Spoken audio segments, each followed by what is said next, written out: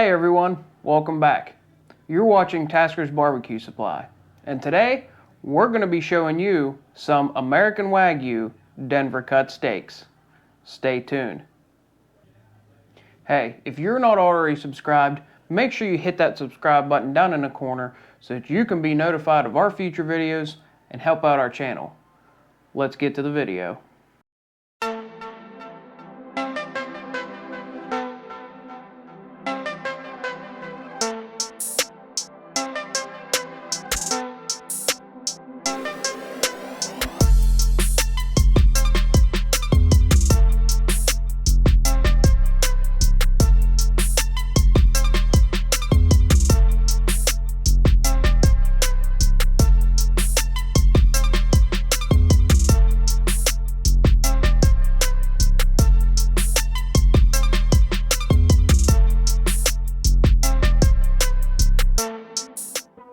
Welcome back everybody. You're looking at two thick cut Denver steaks. Now these are American Wagyu cross steaks that we got off crowdcow.com. Now these Denver cuts are a very thick cut. They're not super big in the size department. They're only about 8 to 9 ounces a piece. So these are good for just a small filet type meal. But I like that they're thick cut. They have a great marbling in them. You can see there's a nice fat vein that runs down both of these steaks. That's going to help with the flavor and it's going to help with the tenderness as we kind of slow cook these. I'm not going to do them very fast. We're almost going to kind of do a slow smoke on them and then probably just a final sear at a real high temperature at the end to sear in the juices. So these have a really good marbling. I think they're going to turn out really great on our pellet grill.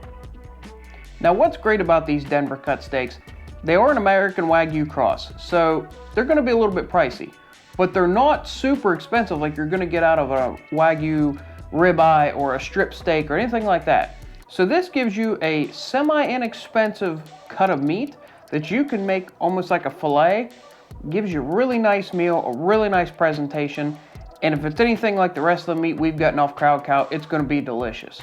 So let's get these seasoned up and we'll get them put on the grill. So, since these are a Wagyu cut of steak, I'm not going to put any type of fancy seasoning on it and try to mask any of the natural flavors from this steak. We're just going to put a little Killer Hogs AP rub on it. And the AP rub, again, is just a simple salt, pepper, and garlic type of rub. It's not going to give us anything overbearing, it's just going to give us our classic salt and pepper taste.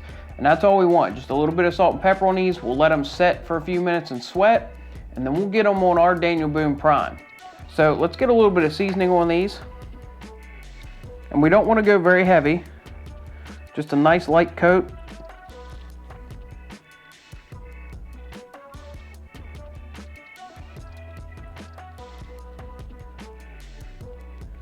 And with these being as thick cut as they are, we're going to roll them up on their sides, make sure we get the sides seasoned real well.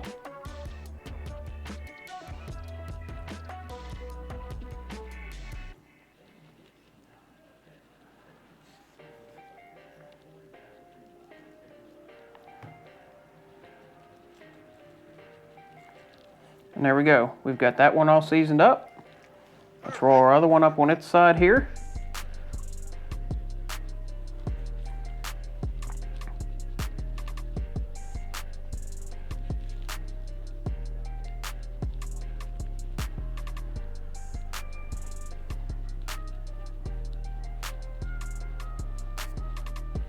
And there we go. We've got both these steaks seasoned up. Now all we're going to do is let them set up for a few minutes and sweat. Let this salt and pepper start soaking into the meat. We'll get our grill warmed up. We're only going to go about 250 degrees right now. We're just going to get a little bit of smoke flavor in this, start warming up the center. Then we'll pull them off the grill, turn it up, and we'll sear them at the end, and they'll be ready to go. So we'll meet you out at the grill. All right, everyone, we're back. We're out at our Daniel Boone Prime, and we have it warmed up to 250 degrees using Cooking Pellets Perfect Mix. All we're gonna do is we're gonna take these Wagyu steaks and we're gonna set them right in the middle of our grill. Now this is gonna take a little bit of time, but that's okay. We just wanna put a nice slow heat on this, let some light smoke roll over it and get a little bit of smoke flavor on it. Once we get to just shy of a rare temperature, which is your 110, maybe 120 area internal temperatures, we're gonna take these off. We're gonna warm this grill up to probably 350, 400 degrees, get a real nice hot grill grate, slap them back on there and sear both sides of them. And then that will bring us up to our 130, 135 internal temperature, which is your nice rare to medium rare. So all we have to do now is get them on the middle of the grill. And we're just gonna set these right directly in the center of our grill grates. You can hear we get a nice sizzle, even at 200 degrees, 250 degrees. These grill grates are a little bit warmed up, so they're gonna sizzle a little bit.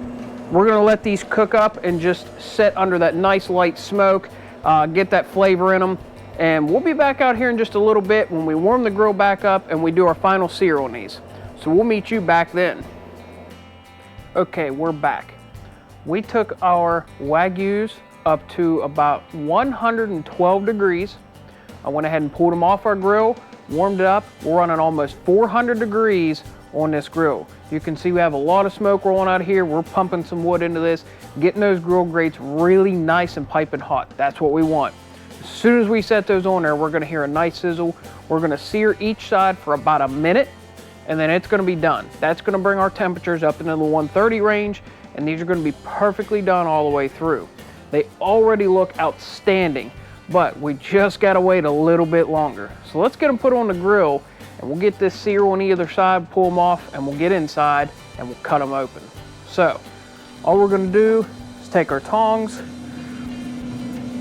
and you'll hear the nice sizzle. That's what we wanna hear. We're just gonna set those down there. We're gonna let those go for just about a minute, and then we'll flip them over, pull them off, and we'll be done and put them inside. So let me get these seared up and I'll meet you inside. All right, everyone, we're back. We have these all seared up. We brought them inside, and now it's time to cut into them. And we've let these rest for just a few minutes on the counter, and they're ready to go.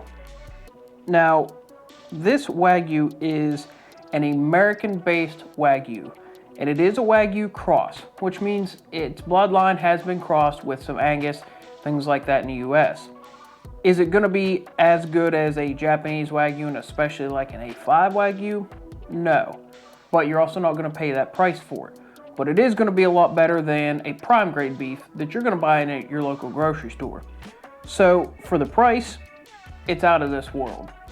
Now remember, I will put a coupon code in the description below so that you can get $25 off your first order from Crowd Cow. And that comes straight from us at Taskers BBQ Supply. So let's cut into some of this Wagyu and see what it looks like on the inside.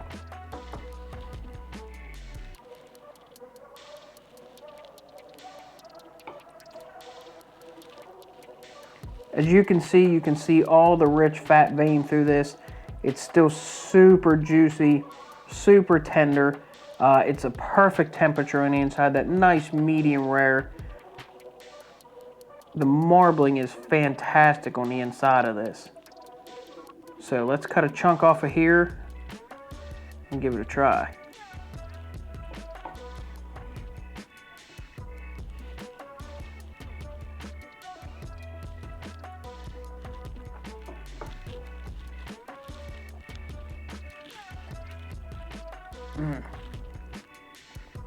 The flavor profile from just doing a simple salt and pepper garlic, it's fantastic. You get that nice rich flavor of the beef, but it's not overpowered by the seasoning. It just adds that nice subtle flavor to it. This beef is super tender for this cut. This isn't a ribeye cut. This isn't a striploin cut. This is just a Denver cut. It's a simple, cheap cut of meat, but being that it's this American Wagyu, it has such a super tender flavor to it, and I think it was well worth it. Like I said before, these make some perfect little fillets. They turned out amazing. The cook temperature was actually a little bit quicker than I thought, which tends to happen with some of your Wagyu because of the fat content in it. The cooking time actually gets cut down a little bit, but all that fat renders out and it just makes this super juicy result, as you can see. You know, that's not all blood. That's a lot of just your fat rendering down. And that's what gives you such a beautiful flavor and such an amazing tender cut of meat. So remember, if you haven't subscribed yet, make sure you hit that subscribe button below. Help out our channel and be notified of future videos when we do more with American Wagyu. Until next time, it's been Taskers BBQ Supply. Thanks everybody for watching.